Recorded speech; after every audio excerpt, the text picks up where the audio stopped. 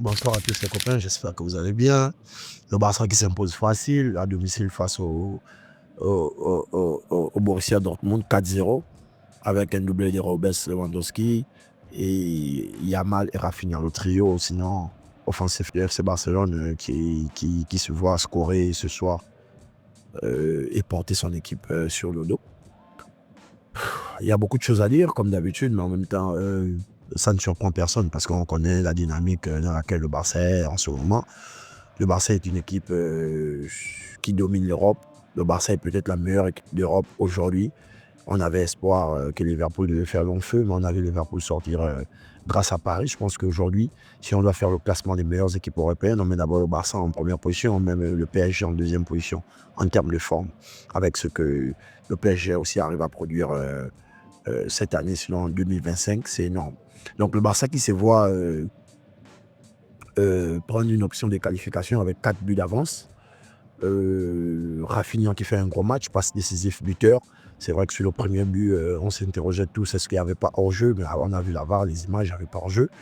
1-0, on a Lewandowski qui marque derrière, on a Lewandowski qui remarque, et après on a Yamal qui marque.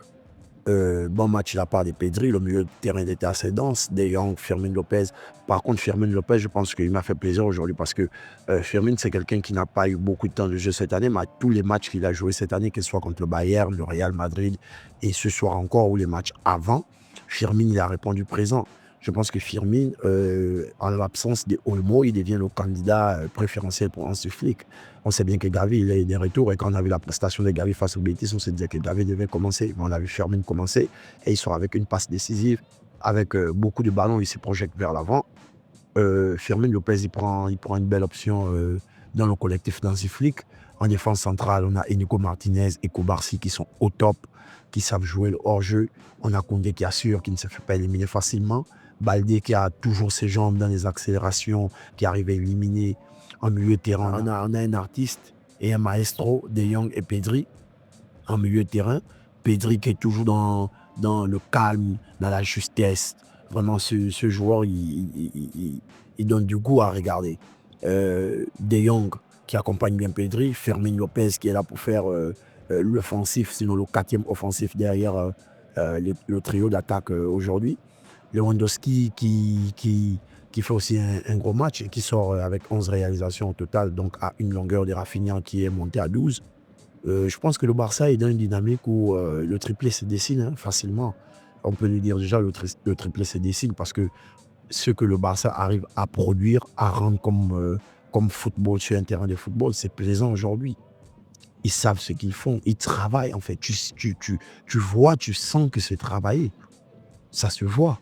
Dortmund aujourd'hui, c'est vrai que Guirassy a eu des opportunités pour scorer en première mi-temps. Il a fait 2 loupés, il a raté au moins 2 actions de but où il aurait pu quand même marquer au moins un but, mais il n'a pas pu. Dortmund n'était pas dans le match parce que le Barça joue d'abord très haut. Le Barça t'expose à ce que tu sois hors jeu et le Barça va te mettre un pressing au moins sur 80 minutes. Mais les gars, c'est pas donné aujourd'hui à plusieurs équipes de faire ça. Je pense que l'équipe qui est derrière et qui est capable aujourd'hui de réaliser ça en Europe, c'est le Paris Saint-Germain. C'est le Paris Saint-Germain. Donc le Barça qui s'impose et qui prend une option de qualification, on va dire à 100%, parce qu'aucune équipe n'avait déjà été éliminée avec 4-0, gagné 4-0 au match aller et c'est vu éliminé au match retour. Donc on va dire le Barça est déjà en demi-finale. L'autre côté, on avait le Paris Saint-Germain qui s'est imposé. Malheureusement, j'ai juste vu le score. Paris qui s'impose 2-1 et qui prend sur une option sur la qualification avec les buts de Désiré Doué et Ousmane Dembélé qui a égalisé, Rodgers qui a marqué dans un premier temps. Donc Paris qui prend sur une belle option pour le match retour en Angleterre.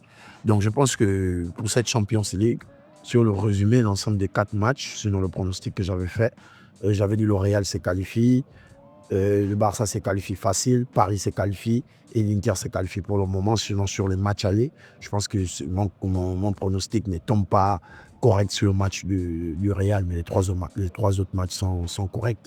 Après, comme je disais, le football, ça reste quelque chose de magnifique, de magique sinon.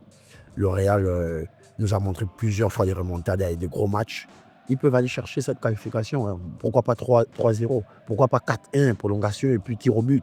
Donc, le Real n'a pas encore dit son dernier mot. L'Inter qui a pris une bonne option, 2-1 à domicile. On rappelle que le Bayern n'avait pu gagner n'avaient plus perdu, désolé, depuis 4 ans sur leur pelouse en Allemagne. Et le Barça qui s'est imposé 4-0, le PSG qui s'est imposé 2-1. Donc on a le match retour mardi et mercredi prochain. Et on sera les demi-finales, on va dire, mercredi soir. Donc portez-vous bien les amis et n'oubliez pas, on like, on partage, on s'abonne. Et voilà, à la prochaine.